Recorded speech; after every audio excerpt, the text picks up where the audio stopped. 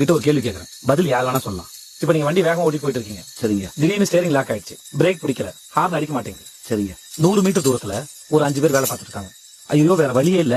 அந்த 5 பேர் மேல நீங்க வண்டி ஏற்றிட்டு போறோம்னு பயப்படுறப்போ ஸ்டேரிங் கொஞ்சமா இடது பக்கம் திரும்புது. அந்த பக்கமா ஒரு பாதை போகுது. சரிங்க. சரி, அந்த பக்கமா போய் இந்த 5 பேரையும் காப்பாத்தலாம் நிம்மதி பெருமிச்சு விடுறப்போ அந்த பாதையில ஒரு ஆள் வேலை செஞ்சுட்டு இருக்கிறது கவனிக்கிறீங்க. வண்டி வேகமா போயிட்டு இருக்கு, பிரேக் பிடிக்கல.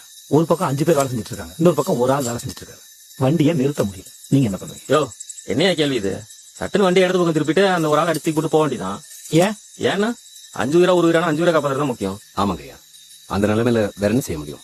5 உயிர் காப்பாத்தணும்னா ஒரு உயிர் போற தப்பு இல்ல. அப்போ ஒரு வீடு நல்லா இருக்கணும்னா ஒரு ஆளை பலி கொடுக்கலாம், ஒரு தெரு நல்லா இருக்கணும்னா ஒரு வீட்டை பலி கொடுக்கலாம், ஒரு ஊர் நல்லா இருக்கணும்னா ஒரு தெருவை பலி கொடுக்கலாம், ஒரு நாடு நல்லா இருக்கணும்னா ஒரு ஊரையே பலி கொடுக்கலாம். இப்படி யோசிக்கிறது சரி நீங்க நம்புறீங்களா? அந்த ஒரு ஆள் உங்க அம்மாவா இருந்தா, நீங்க பெத்த புள்ள அந்த வீட்டுல வாழ்ந்தா,